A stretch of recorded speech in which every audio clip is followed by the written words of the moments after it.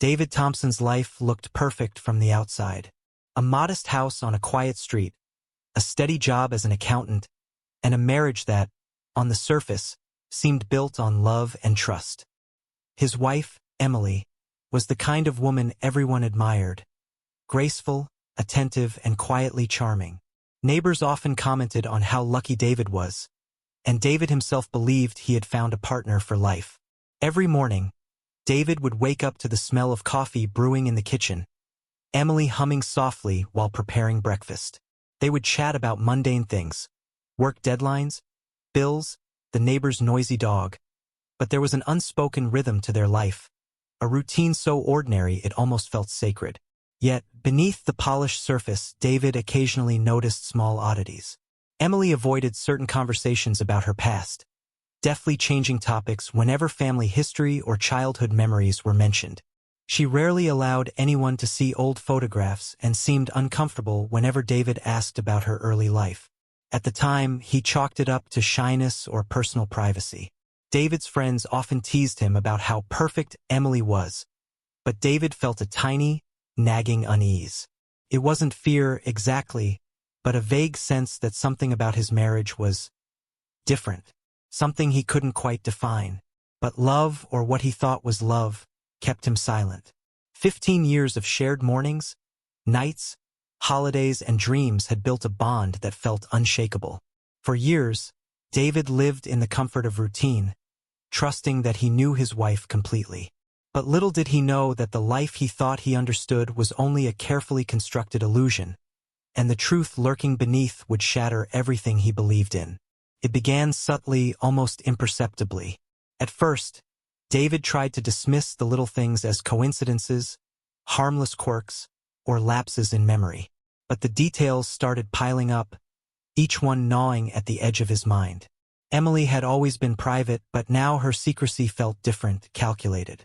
She would dodge questions about her family history with vague answers. "You don't need to worry about that," she would say, her smile tight, eyes flicking away. She avoided certain social gatherings where old friends or relatives might appear. And there were the documents he noticed lying around, medical bills, insurance statements, and letters addressed to a name he had never heard before. David tried to push it aside. Maybe she just wants privacy, he told himself. It's nothing serious. But the unease persisted, whispering in the back of his mind, demanding attention. Late at night, he found himself scrolling through old files, comparing dates, names, and addresses. Tiny inconsistencies appeared like cracks in a flawless facade. Then came the small behaviors that couldn't be explained away. Emily avoided mirrors in certain rooms. She had a meticulous way of hiding old photographs, sometimes pulling them from albums and placing them in locked drawers. She had insisted on managing all her financial documents herself, never allowing David to look too closely. The tipping point came one rainy evening when David was sorting through old paperwork in the study. He stumbled across a medical file with a different birth name and a gender marker that didn't match Emily's. His heart raced, and a cold dread settled in his chest. He had suspected something all these years, and now a terrifying possibility had taken shape. Everything he thought he knew about his wife might be a lie. For the first time, David realized that this wasn't just a quirk, a secret past, or harmless privacy. It was something far more profound, and it demanded answers. David couldn't sleep that night. The rain pattered against the windows like a restless warning, and every shadow in the house seemed sharper, darker. He kept turning over the file he had found in his mind, staring at the letters and forms as if staring harder could make sense of them. The birth name on the document was unfamiliar, something David had never heard Emily mention in their 15 years together. And the gender marker, it didn't match what he had always believed. His hands shook as he rifled through more papers, each one revealing layers of a life he hadn't known existed. Hospital records, name change petitions, old ID cards, all meticulously hidden. David felt the walls of their home closing in. He recalled fleeting memories he had dismissed over the years, the careful avoidance of family questions, the unexplained trips, the rare but oddly defensive outbursts whenever he tried to probe. Suddenly, those small oddities weren't quirks. They were pieces of a puzzle that painted a picture he wasn't ready to see. Fueled by a mix of terror and disbelief, David began a deeper investigation.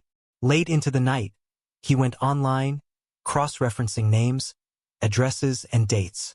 Public records revealed what the files had only hinted at. Emily had been living under an assumed identity for over 2 decades. Her birth sex was male. She had legally transitioned, changed her name, and crafted a persona so convincing that not even David, her husband, had noticed. The weight of the discovery was crushing. 15 years of marriage, 15 years of trust, 15 years of love, or what he thought was love, now felt like an elaborate lie. Memories that once brought comfort now twisted into questions. Every embrace, every whispered word, every moment in their shared home was now shrouded in doubt. David's mind raced. How could someone hide something so monumental for so long? Was this deception intentional, or had he simply been blind to the truth? Every scenario, every possibility, felt like a blade against his chest. By morning, the storm had passed, but the tempest inside David only grew.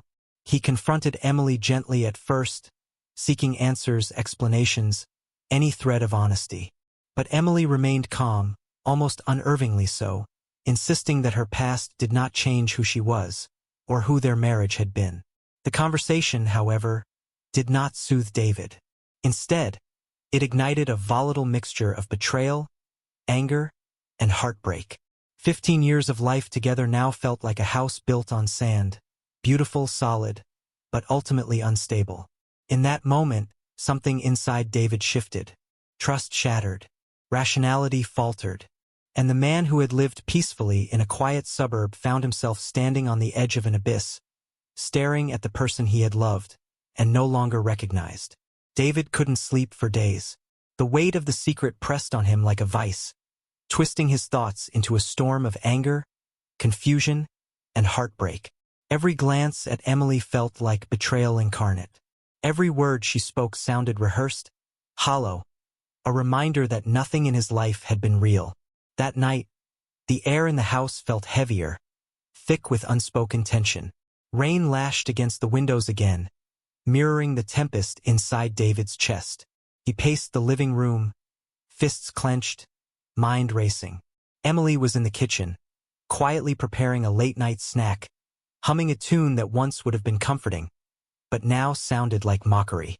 "Emily," he said, his voice low, trembling with a mixture of anger and disbelief.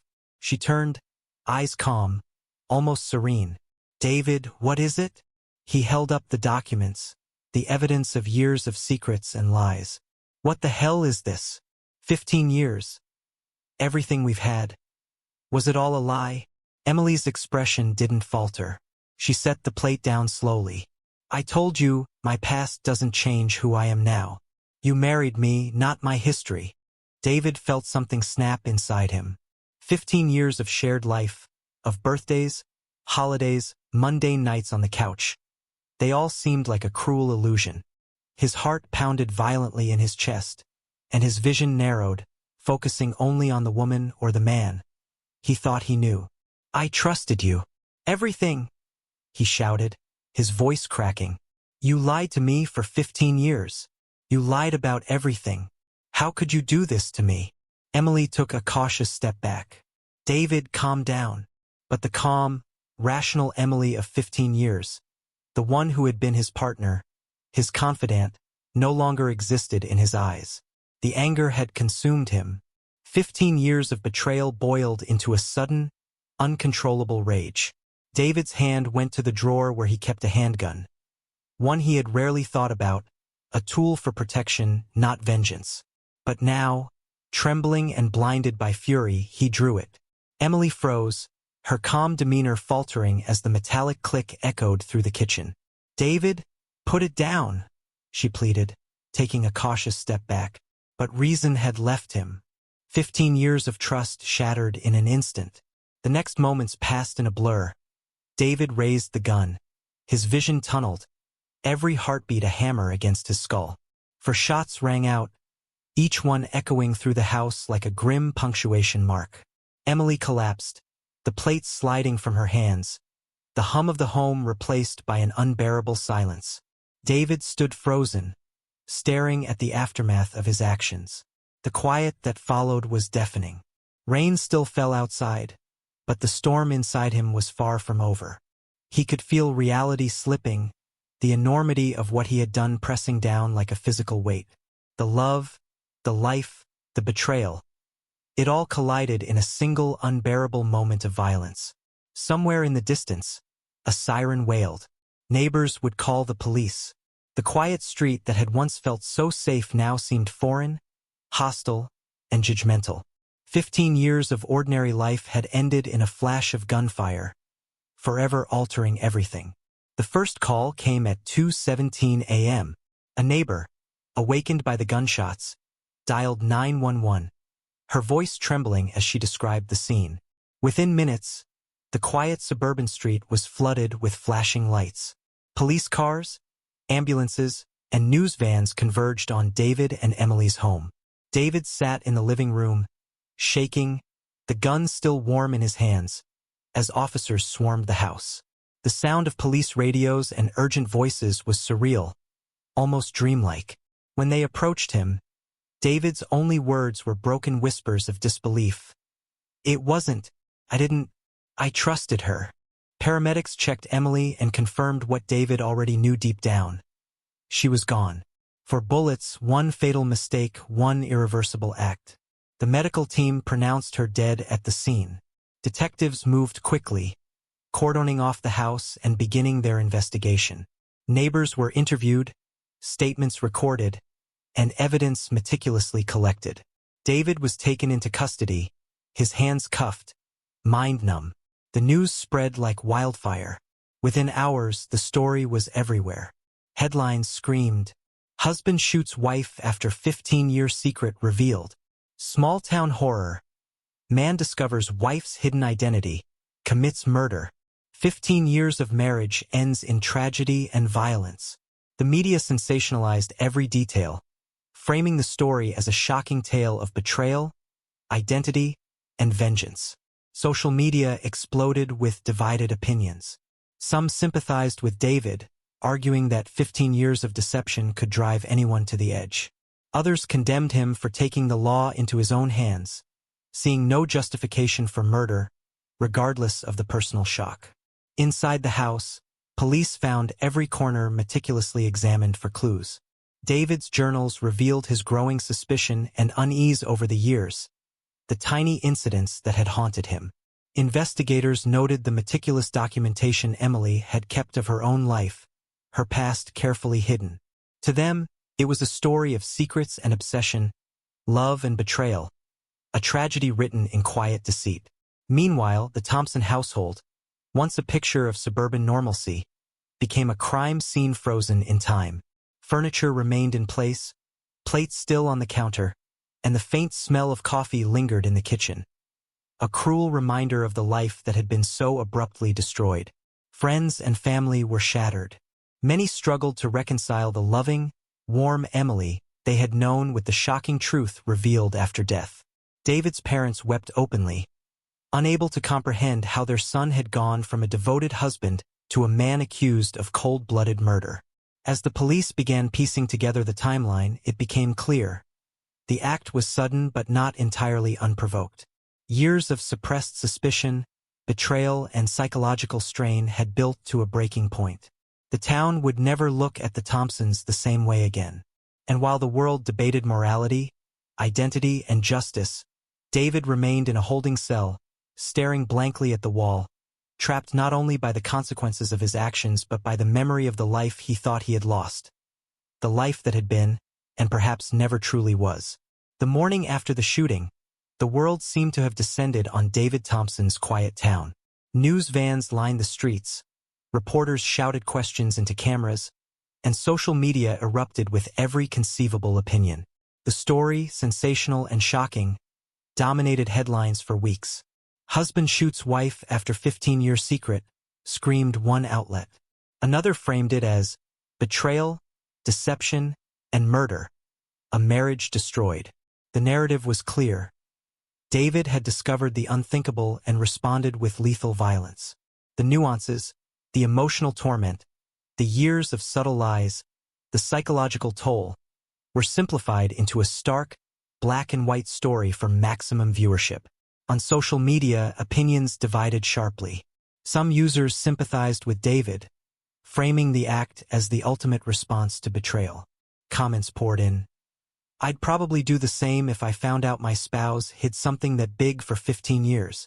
Others condemned him utterly, insisting that murder could never be justified. "No secret is worth taking a life. He's a murderer, plain and simple." Community members struggled to reconcile the two realities of Emily. To them, she was the friendly, charming woman they had known. Someone who volunteered at the local school, hosted neighborhood barbecues, and laughed easily at jokes. To others, she was a figure of deception, a life carefully hidden behind a persona that ultimately drove David to violence. Meanwhile, advocacy groups and journalists began debating broader issues. The ethics of secrecy in marriage, the psychological strain of hidden identities, and the societal perceptions of gender and deception. Panels were organized on television and online. Forums, dissecting every element of the tragedy. Psychologists explained the complex emotions David likely felt: shock, betrayal, confusion, and rage, all amplified over 15 years of trust broken. David, meanwhile, remained in custody, largely isolated from the chaos he had inadvertently unleashed. He was flooded with visits from lawyers, journalists, and distant relatives, all seeking explanations, statements, or confessions. Every interaction reminded him of the enormity of his actions. The act he had committed in a moment of blinding rage had become the center of a storm much larger than himself, a storm that would not easily pass. In the town itself, whispers followed him wherever he went. Neighbors avoided eye contact. Old friends paused awkwardly in the grocery store aisles. Children asked their parents questions they couldn't answer, and the quiet street, once filled with the laughter of routine life, now carried an uneasy tension. Even outside the town, the story became a case study in media ethics, gender identity, and marital trust. Experts debated whether David's reaction could be considered a human, if morally flawed, response to extreme deception, or whether it was the criminal act it plainly appeared to be. The case blurred lines between morality, legality, and empathy in ways that left the nation divided. For David, none of it mattered. Headlines, opinions, debates, they were all external noise compared to the crushing reality he now faced. The love, trust, and life he had shared with Emily were gone, replaced by silence, grief, and the inescapable shadow of what he had done. 15 years of ordinary life had ended not with a whisper, but with the deafening sound of betrayal and gunfire. The courtroom was packed, buzzing with anticipation. Reporters, curious townspeople, and legal observers filled every seat, eager to witness the drama of a case that had already captured the nation.